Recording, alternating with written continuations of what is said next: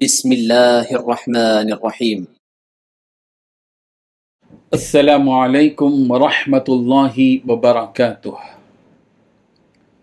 الحمد لله رب العالمين، والصلاة والسلام على سيد المرسلين محمد وآله وصحبه أجمعين، أما بعد.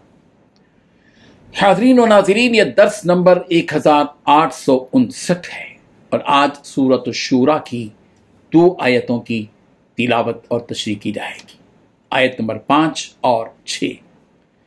چلیے سب سے پہلے ہم ان 2 آیتوں کی تلاوت کرتے ہیں، لفظی ترجمے اور ترجمے کے بعد تشریح کرتے ہیں۔ اعوذ باللہ من الشیطان الرجیم، بسم اللہ الرحمن الرحیم۔ تكاد السماوات يتفطرن من فوقهن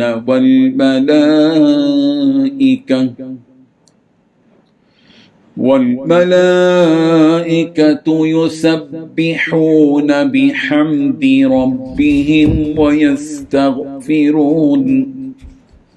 ويستغفرون لمن في الأرض ألا إن الله هو الغفور الرحيم والذين اتخذوا من دونه أولياء الله حفيظ عليهم وما أنت عليهم بوكيل صدق اللہ العظیم۔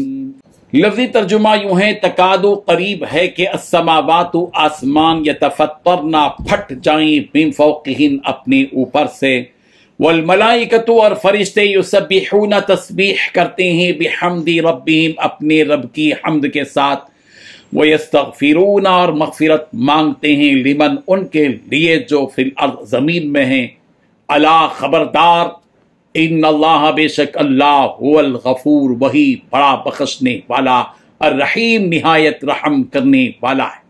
والذین اور وہ لوگ جنہوں نے اتخذوا بنا لیے من دونہ اس کے سوا اولیاء کارساز، اللہ حفیظ نگہبان ہے علیہم ان پر، وما انت اور آپ نہیں ہیں علیہم ان پر بوکیل نگران۔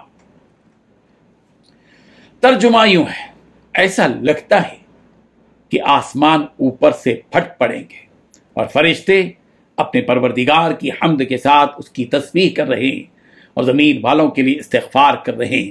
یاد رکھو کہ اللہ ہی ہے جو بہت بخشنے والا، بڑا مہربان ہے، اور جن لوگوں نے اس کے سوا دوسرے رکھوالے بنا رکھے ہیں، اللہ ان پر نگرانی رکھے ہوئے ہے اور تم ان کے ذمہ دار نہیں ہو۔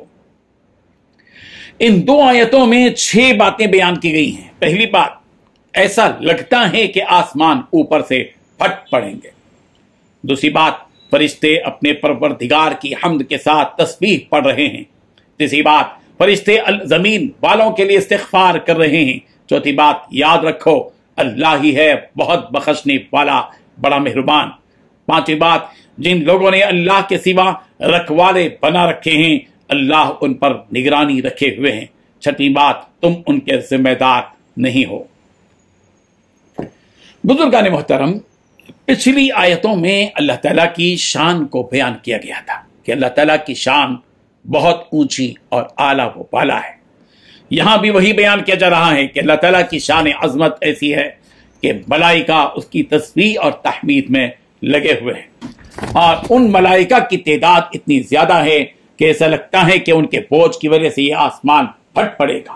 اتنی بڑی تعداد میں ملائکہ اللہ تعالیٰ کی حمد کے ساتھ ساتھ تسبیح اور پاکی بیان کر رہے ہیں، اور ساتھ ہی یہ ملائکہ زمین میں بسنے والے ایمان والوں کے لیے بھی مغفرت مانگتے ہیں کہ اے ہمارے پروردگار، تو اتنی شان والا ہے اور اونچی شان والا ہے کہ جس کا کوئی مقابل نہیں، یہ تیرے بندے ہیں جو زمین میں بسے ہوئے ہیں، تو ان پر رحم فرما دے اور ان کی مغفرت فرما دے۔ اور ہاں یہ بھی جان لو کہ جس رب سے یہ ملائکہ مومنوں کی مغفرت کی دعا مانگ رہے ہیں وہ رب بھی بڑا مہربان ہے، بہت بخشنے والا ہے، اور ان ملائکہ کی دعاؤں کو رائے گاں جانے نہیں دے گا، وہ ضرور ان کی مغفرت فرمائے گا۔ بس ان مومنوں کو چاہیے کہ وہ اس رب کے حکموں کی اطاعت کرتے رہیں اور اس سے مغفرت کی امید کرتے رہیں۔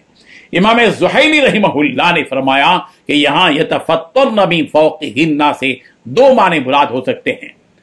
پہلا وہی جو ہم نے اوپر بیان کیا ہی نہیں، ملائکہ کی کثرت تعداد کی وجہ سے ایسا لگتا ہے کہ آسمان پھٹ پڑے گا، یعنی آسمان بھر میں فرشتے ہی فرشتے اور ملائکہ ہی ملائکہ ہیں۔ حضرت ابو ذر رضی اللہ عنہ سے مروی ہے کہ رسول اللہ صلی اللہ علیہ وسلم نے فرمایا مجھے وہ نظر آتا ہے جو تمہیں نظر نہیں آتا، اور میں وہ سن سکتا ہوں جسے تم نہیں سن سکتے۔ اور فرمایا کہ آسمان نے درد بھری آواز لگائی اور اسے حق ہے کہ وہ اس طرح روئے، اس لیے کہ وہاں 4 انگل جگہ بھی نہیں ہے مگر اس جگہ پر بھی فرشتے اپنی پیشانی اللہ کے سامنے جھکائے سجدے میں پڑے ہوئے۔ یہ ترمذی کی روایت ہے۔